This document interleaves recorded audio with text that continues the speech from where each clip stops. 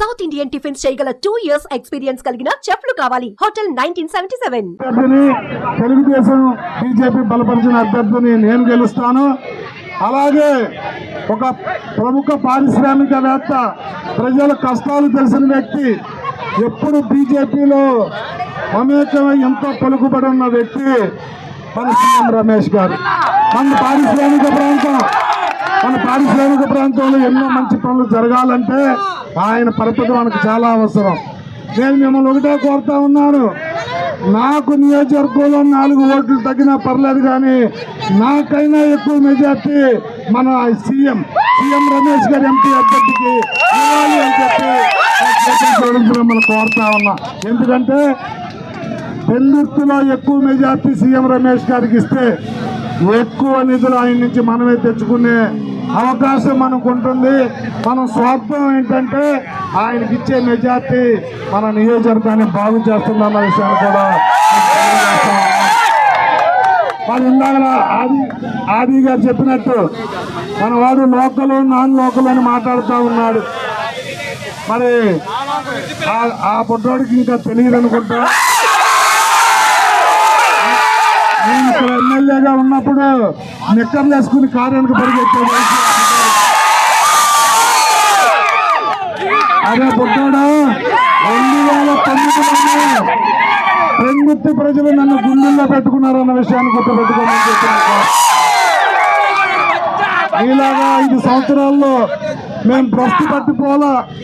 10 సంవత్సరాల్లో 2 టర్ములు అధికార పార్టీలో ఉండి అధికార పార్టీలో ఎమ్మెల్యేని అయ్యి ఒక్క నెగిటివ్ ఆర్టికల్ కూడా పేపర్లో రాయించుకోకుండా 5 సంవత్సరాల్లో నువ్వు భ్రష్టు పట్టిపోయావు. ఎంత భ్రష్టు పట్టిపోయావు అంటే మీ బాస్ జగన్మోహన్ రెడ్డి లక్షల కోట్లు సంపాదిస్తే మీరందరూ 1000 కోట్లు 100 కోట్లకి పడగలెత్తేశారు. మరి ప్రజలు ఏమి చూసి మీ కోటేయాలో ఒకసారి గమనించమని చెప్పి నేను కోరుతా ఉన్నాను. మైక్ కొద్ది సౌండ్ పెట్టవే.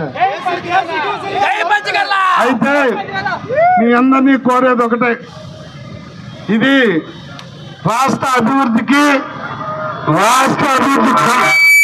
అభివృద్ధి కంటకులకి మధ్య జరుగుతున్న పోటీ. జగన్మోహన్ రెడ్డి 5 సంవత్సరాలు ప్యాలెస్ వదిలి బయటికి రావాలా, కేవలం బటన్ నొక్కా అని చెప్పి అంటూ మన పేట నొక్కుతా ఉన్నాడు. బటన్ నొక్కింది గోరంతా మన నుంచి పన్నుల రూపాయన లాగేసింది కొండంతా. 10 సార్లు ఆర్టీసీ ఛార్జీలు పెంచారు. రేపు జరగబోయే 13వ తారీఖు ఎలక్షన్లో మనందరం కూడా ఈ రాష్ట్ర బాగు కోసం ఒక పవిత్రమైన పొత్తుతో వెళ్తా ఉన్నాం. త్యాగాలకు మారుపేరైన పవన్ కళ్యాణ్ గారు ఈ రాష్ట్రాన్ని కాపాడుకోవటం కోసం ఆయన స్వార్థం లేకుండా నిస్వార్థంగా తెలుగుదేశానికి బీజేపీకి కలుపుకుని తక్కువ స్థితిని తీసుకుని చంద్రబాబు నాయుడు గారు ముఖ్యమంత్రి అయినా నాకు పర్లేదు అని చెప్పి ముందుకెళ్తున్న పవన్ కళ్యాణ్ గారి త్యాగాలని గుర్తించమని చెప్పి మరి దాంతోపాటు 7-10 వయసులో పని పెరగకుండా ప్రజాసేవ కోసం పునరంకితమైన చంద్రబాబు నాయుడు గారి ఆశయాల్ని, ఆయన అభివృద్ధిని గుర్తించమని చెప్పి కోరుతా ఉన్నా. మరి ముచ్చటగా 3వసారి ప్రధానమంత్రి అయితే మోడీ గారు. సుమన్ టీవీలో మీ పర్సనల్ అండ్ బిజినెస్ ప్రమోషన్స్ కోసం కింది నెంబర్కి కాంటాక్ట్ చేయండి.